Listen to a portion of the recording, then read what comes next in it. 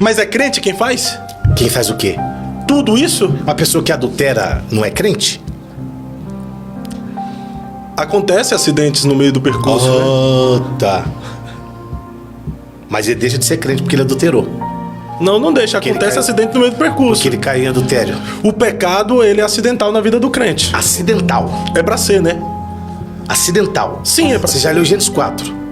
Já li. Porque descaiu o teu semblante, porque anda triste, se procederes bem, serás aceito. O pecado jaz à porta, o teu desejo é contra ti, basta te dominá-lo. Se eu domino o desejo, automaticamente eu não peco. Ou não? Então o pecado é acidental ou é permissivo? Na vida do crente é pra ser acidental. Não existe o pecado. Para um novo nascido... Escuta, o pecado é permissivo? Eu permito ou é acidental? É um acidente, tá? Ou você tá falando... Porque a Bíblia diz lá em Provérbios que Deus amaldiçoa aquele que fala que faz alguma coisa. Fiz isso por brincadeira. Então assim, o pecado, o cara que adultera, tem um acidente de percurso? Não. Ele premeditou. O adultério há uma premeditação, né? Pro adultério. O cara premeditou, tal, aquela mensagenzinha ali, aquele negocinho, aquele nudes, aquele piruzinho mandado pra lá, aquele peitinho mandado pra cá, aquele negocinho. Não é assim o negócio? É, acontece. Do webcam e tal. Ai, nossa, ai, não é assim que dá, né? Eu acho que é assim, né? Tá, não, até é assim, porque não teve o irmão aí agora que a moça falou que ele... A moça, como que chama? Eu não quero difamar o irmão, mas preciso falar sobre ele, o irmão, o Tiago Alicerce. Ele teve no meu podcast. Então, não vou difamar ele, não. Longe de me fazer tal coisa.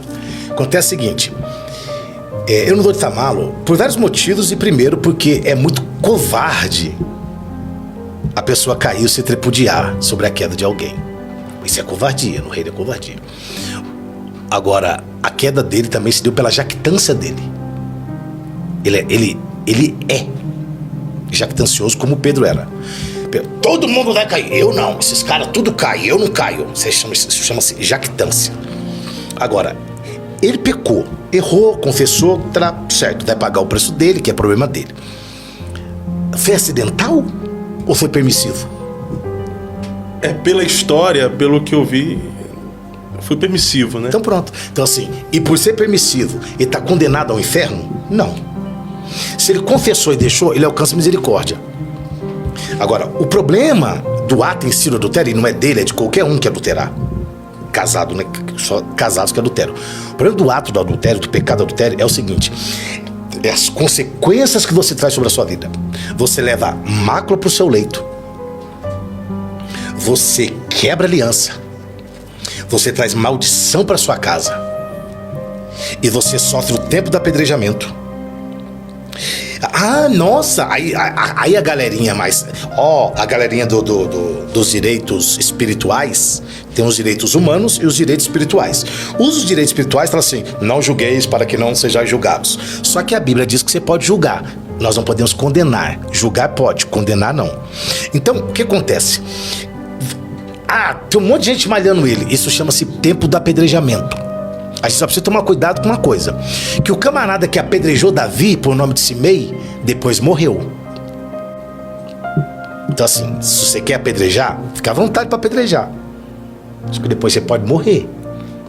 O cara que arrebentou Davi contava no livro assim: filho Salomão, lembra de Simei? Sim, papai. Esse homem perturbou seu pai. Quando você assumiu o trono, mata ele. O cara foi lá e matou ele. Agora, a pior tragédia de um adultério, além de todas essas outras coisas que nós já falamos, é que a Bíblia diz que aquele que adultera, a vergonha nunca mais sairá sobre a vida dele. Ter uma vergonha sobre a vida não quer dizer que Deus não perdoou. Tá perdoado, mas a marca fica lá, o opróbrio, a vergonha fica lá. Então assim, eu acho que hoje a gente precisa ser mais solidário. E eu já falei isso em outro podcast. Atender a irmã também lá, que eu também não sei quem é. Eu vi uma entrevista dela. Porque agora até é legal, né, cara?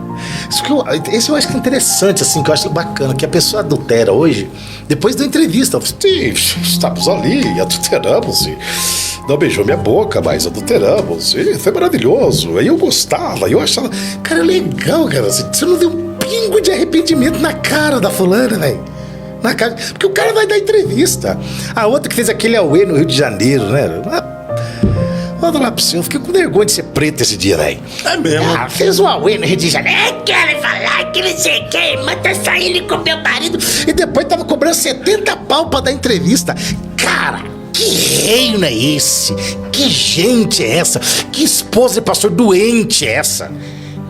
Vai cuidar de quem uma mulher dessa? Mas ela disse que ela tava desviada. O pastor... Pior ainda.